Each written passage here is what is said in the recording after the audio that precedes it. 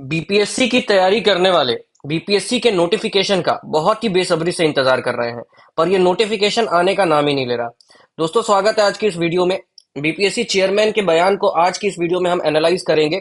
और क्योंकि ऐसा माना जा रहा है कि 30 सितंबर को, ठीक है, एक मिनट, ये पता नहीं, हाँ, क्योंकि ऐसा माना जा रहा है कि 30 सितंबर को बीपीएससी अपना एग्जाम कंडक्ट करवाएगा, तो अगर 30 सितंबर का लिहाजा देखा जाए तो अब तक नोटिफिकेशन आ जाना चाहिए था, ठीक है, पर अभी तक नोटिफिकेशन नहीं आया है।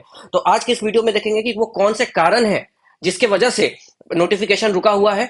और दूसरा दूसरा हम ये दूसरा मुद्दा ये देखने की कोशिश करेंगे कि आखिर बीपीएससी चेयरमैन ने, ठीक है, उन्होंने ऐसा क्या बोला कि बीपीएससी के पैटर्न को लेकर के हमें सचेत हो जाना चाहिए। तो आज के इस वीडियो का जो मुद्दा रहेगा वो उनकी स्पीच रहेगी।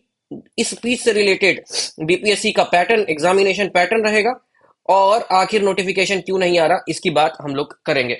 तो देखिए, एक्चुअली जो बीपीएससी के जो चेयरमैन है, अब उनका ये कहना है कि बीपीएससी पेपर जो लीक होती है, चाहे आप 68वीं देख लो, चाहे 64वीं देख लो, चाहे आप 2022 वाला पेपर देख लो, उसमें बेसिकली क्या होता है कि पेपर लीक हो जाता है, और जो रियल में जो एग्जामिनी है, जो तैयारी, जो जी जान से तैयारी कर रहे हैं, जो मेहनत से तैयारी कर रहे हैं, वो कहीं ना कहीं पीछे छूट जाते हैं और एक वो डिसएडवांटेजियस पोजीशन पर पहुंच जाते हैं। बीपीएससी आजकल तो यूपीएससी पर भी सवाल खड़े किए जा रहे हैं, ठीक है। तो अभी पूजा खेटकर का केस, उसके बाद 4-5 और आईएएस आईएफएस ऑफिसर हैं जिनके ऊपर प्रोब जारी कर दिया गया है। तो यहां पर बीपीएससी का ये कहना है कि पहले के टाइम पर क्या होता था, पहले के टाइम पर देखो, पहले के टाइम पर होता था कि आपके साथ सेट शेयर किया जाता था। जैसे सेट ए हो गया, सेट बी हो गया, सेट सी और सेट डी।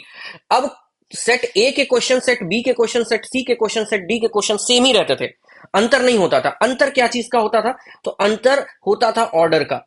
ऑर्डर मतलब हो सकता है कि 1 से 25 नंबर के जो क्वेश्चन है वो सेट डी में 25 से 50 के हों, ठीक है, सेट सी में 75 से 100 के हों, लेकिन क्वेश्चन वही होंगे, ठीक है, क्वेश्चन वही होंगे। लेकिन अभी क्या होगा, बीपीएससी के चेयरमैन का ये दावा है कि वो क्या करेंगे, सेट को कलर कोड करेंगे, कलर कोड। अब यहां पर ब्लू, ग्रीन, येलो, ये सब एग्जाम्पल के तौर पर लिखा हुआ है, वो क्या करेंगे वो वही जाने, ठीक है। ये मत समझना कि सेट ए ब्लू होगा। अब यहां पर क्या है कि इसको कलर कोड यहां पर किया जाएगा। अब कलर कोड करने के बाद इस सेट ए में जो क्वेश्चंस होंगे, सेट बी के क्वेश्चन से अलग होंगे। अब तक सेम होते थे, अब अलग होंगे, ठीक है। अब जब ये प्रोसेस यहां पर दोहराया जाएगा तो ऑब्वियस सी बात है, नॉर्मलाइजेशन का प्रोसीजर यहां पर फॉलो किया जाएगा। नॉर्मलाइजेशन कई एग्जाम्स में फॉलो किया जाता है। इवन आपने एसएससी सीजीएल की बात सुनी होगी, उसमें भी नॉर्मलाइजेशन होता है। अभी नीट नॉर्मलाइजेशन का मुद्दा चल ही रहा है, तो वो किस तरीके से, तो रॉ स्कोर को कैलकुलेट किया जाएगा, डिफिकल्टी लेवल पर उसको एडजस्ट किया जाएगा, उसके बाद एक नॉर्मलाइजेशन को डिटरमाइन कर करके स्कोर्स को नॉर्मलाइज किया जाएगा। हालांकि अब क्या ये भी लगाए जा रहे हैं कि ये नॉर्मलाइजेशन आर्बिट्ररी ना हो, हालांकि उनका दावा है कि आर्बिट्ररी नहीं होगा, इन सब स्टेप्स को फॉलो करवाने के बाद ही नॉर्मलाइजेशन प्रक्रिया को देखा सुना जाएगा। एक और मुद्दा यहां पर यह निकल करके आ रहा है कि जो पेपर लीक होता है, ठीक है, अगर अभी तक पेपर जो भी पेपर लीक हुआ वो डायरेक्टली प्रिंटिंग प्रेस से लीक हुआ है, तो इनका ये कहना है, हालांकि इस पर इन्होंने खुल के बात नहीं की है, पर कहना इनका यही है कि अब हम लोग खुद का प्रिंटिंग प्रेस लेकर के आने की बात सोच रहे हैं। खुद के प्रिंटिंग प्रेस को लेकर के आने की बात सोचने का क्या मतलब है कि देखते होगे ना, जो सरकारी छोटे मोटे काम होते हैं, कि जैसे आपका वोटर वोटर का वो फोटोकॉपी वो सब निकल करके आता है, किसी सरकारी उसका वो आता है, तो उसके प्रिंटिंग प्रेस को इन्होंने अब ये हायर करेंगे, ऐसा इनका कहना है। कुछ कंफर्म नहीं है इस बात पर, बट जो प्रिंटिंग प्रेस है उसको चेंज किया जाएगा, ठीक है, उसको चेंज किया जाएगा। पर अब सवाल यह है कि आरा के सेंटर पर तो बीपीएससी एक बार लीक हुआ था ना पेपर, तो वहां पर आप क्या करोगे, ठीक है, वहां पर क्या करोगे? तो वहां पर इनका कहना है, वहां पर इनका जो बेसिक मुद्दा यह कहना है कि ये कलर कोडिंग वाला जो पेपर होगा, ठीक है, ये किसी टीचर के या किसी भी, मतलब जो चीफ होता है, जो एग्जाम, वहां पर जो एग्जाम कंडक्ट करवा रहा है, उसके यहां पर ये पेपर खुलेगा नहीं। पेपर कहां खुलेगा? तो पेपर क्लासरूम में खुलेगा, बच्चों के सामने, कैंडिडेट के सामने, उसके लिए ये कर रहे हैं, ठीक है। तो ये सारी बातें आपको यहां देखनी होगी। एक और मुद्दा यहां पर रिजर्वेशन पॉलिसी का है। रिजर्वेशन पॉलिसी का कहने का क्या मतलब है कि ऑलरेडी ये बात बोली गई है। क्या बोला गया है कि पहले रिजर्वेशन हमारे पास कितना था, 50% प्लस 10% का, 50+10% का रिजर्वेशन यहां पर हमें मिलता था। लेकिन उसके बाद इसको अक्टूबर में बढ़ा करके क्या कर दिया गया, 50+10+15, कुल मिलाकर के 75% रिजर्वेशन यहां पर देने की बात कर ली गई। हाईकोर्ट ने सरकार के इस फैसले को काट दिया, कहा कि 75% नहीं होगा, 60 पर ही रखो, सेंटर के साथ हमें अलाइन होकर के चलना है।